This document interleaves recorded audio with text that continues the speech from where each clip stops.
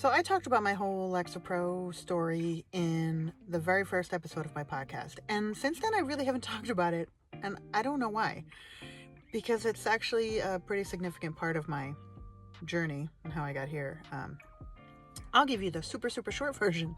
I took Lexapro for 3 years. Thank goodness someone close to me was able to help me see that it had made me numb, completely numb to like pretty much all emotions. And so I started to taper off of it. Started taking Wellbutrin at the same time at the suggestion of my doctor. By the time I tapered off of it very slowly for like 8 months because I was trying to avoid side effects. And the closer I got to being done, the more I started to feel like all those old feelings coming back.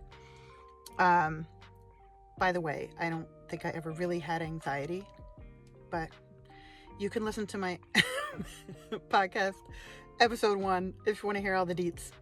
Anyway, as I was tapering, I was almost finished Lexapro. I started feeling kind of crazy and like moments of rage, and it felt worse than before I started taking the medicine. Turns out that's just a side effect of Wellbutrin. Who knew? I didn't, because I didn't research any of this stuff before I took it. So, that's one of the main reasons that I shared this on my podcast, because this is what I want people to take away.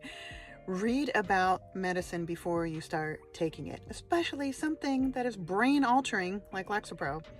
Anyway, when I finally got off of all that, I was like, I don't want any more medicine. I need to figure this out on my own. And that's when I started to just dive into my personal work and research and books and podcast and as much as I could learn about myself. And I changed so much that then I wanted to help other people do the same.